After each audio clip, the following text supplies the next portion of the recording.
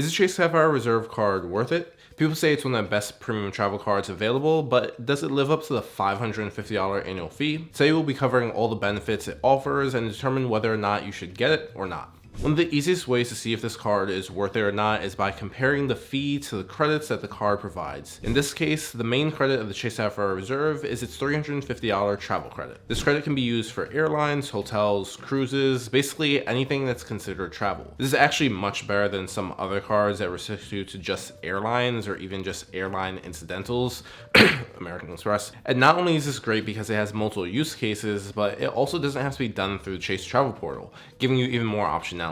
Chase also has a few other credits and benefits though through partners like Lyft, Doordash, and Instacart. These do have expirations on them though, so it's important to understand that these will be considered temporary when determining if the card is worth it. For Instacart, you can activate a complimentary 1-year membership to Instacart Plus up until July 2024, and will also receive a $15 a month statement credit as well. Instacart Plus offers free deliveries over $30, up to 5% off pickup orders, and a subscription to Peacock. For Doordash, you can activate a $12 a month Dash Pass subscription until December of this year. You'll also receive a $5 monthly credit until the same time as well. With DoorDash's Dash Pass, you'll also have access to $0 delivery fee, 5% off pickup orders, and membership exclusive items. Personally, I think that having both of these is kind of redundant, as DoorDash also comes with grocery delivery. Plus, I would much rather have a $20 to $30 credit on DoorDash because I don't know when the last time anyone bought food for less than $5 was anyway. Lastly, you also have your Lyft benefits, which you can activate for a 2-year complimentary access to Lyft Pink up until December 2024. This provides you with free priority pickup, 3 relaxed ride cancellations, and if you live in a city like me, with City Bike, you can get unlimited 45-minute classic bike rides. Now, as I mentioned before, these 3 partner benefits have expiration dates of this year, so I wouldn't put this into a long-term calculation of whether or not the card is worth it. But it's still important to know, especially if you use any of the services. With that said, the travel credit alone on this card makes the effective annual fee $250,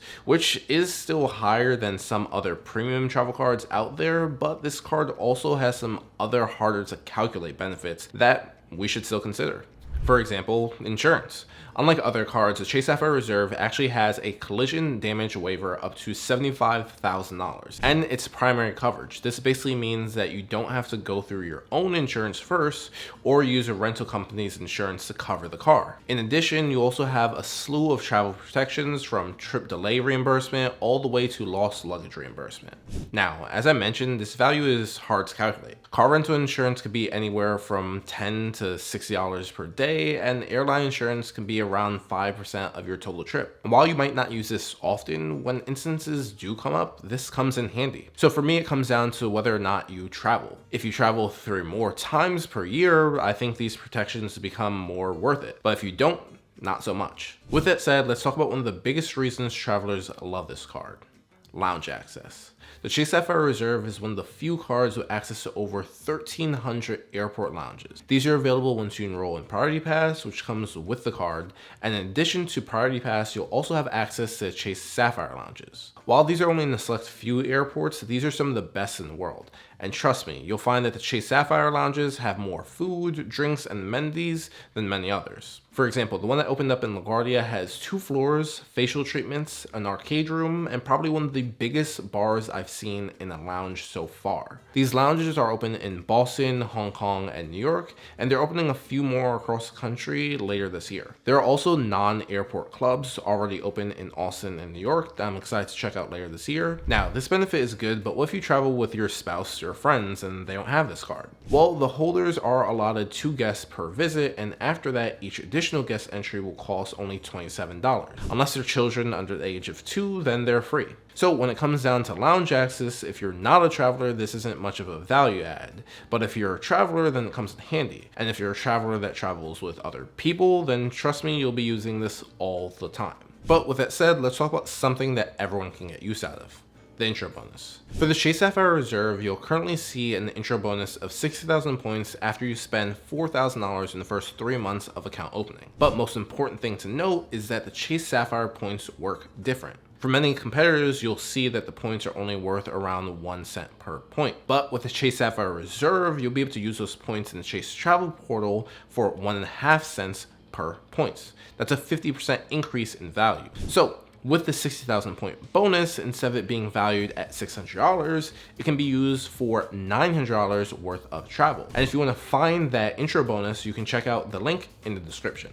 Now, one of the most common questions I get is, can I get the Chase Sapphire Preferred card and get another intro bonus? The answer is unfortunately no, at least not for another 48 months. See, there are a few unspoken rules in the Chase ecosystem. One of them sets a limit on the amount of cards you can open. The first is the 524 rule, which basically bars anyone from opening a new Chase card if you've already opened 5 or more cards from any issuers in the past 24 months. I know this sucks, but it's important to know so you know which cards to open in which order. Second is the 48-month rule, which prevents Sapphire card holders from receiving an intro bonus if they've already opened another Sapphire card in the past 48 months. But with that said, you can still earn points through your spending categories, like 10x points on hotels and 5x on the flights when you use the Chase Travel Portal, or my favorite, 3x on dining and delivery service. That's not to mention you can also take advantage of the Chase Trifecta with the Freedom Flex and the Freedom Unlimited card. If you don't know what the Chase Trifecta is, it's effectively a way to maximize your points by combining the spending categories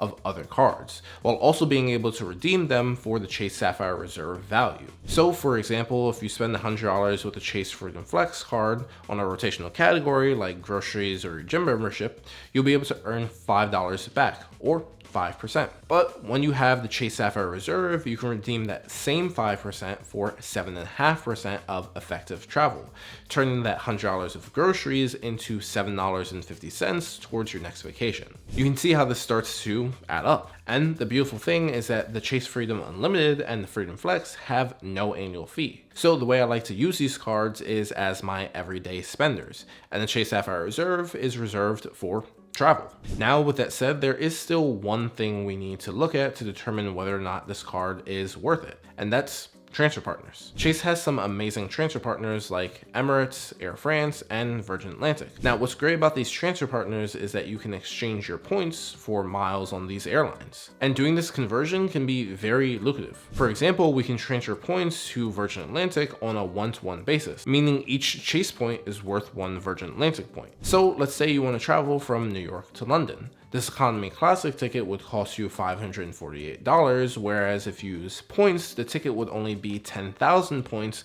plus another $152, effectively making each point worth around 4 cents a piece. This compared to the next highest option would be 1.5 cents per piece when redeemed through the Chase Travel Portal. Now, what if we wanted to redeem the points for a slightly better seat, like this upper class seat for almost $4,000. With points, it would only cost us $982 plus 47,500 points. In this case, we increase the value of each point to 6 cents per point. So you can see why transferring is so amazing. Which brings us to my final calculation. For me personally, I like to look at the transfer partners and compare the annual fee to the value of an intro bonus combined with those transfer partners. So if we take the same Virgin Atlantic example of 6 cents per point with the 60,000 point welcome offer, we can see that those points are now worth an effective $3,600 worth of travel. And when you divide that by the annual fee of $550,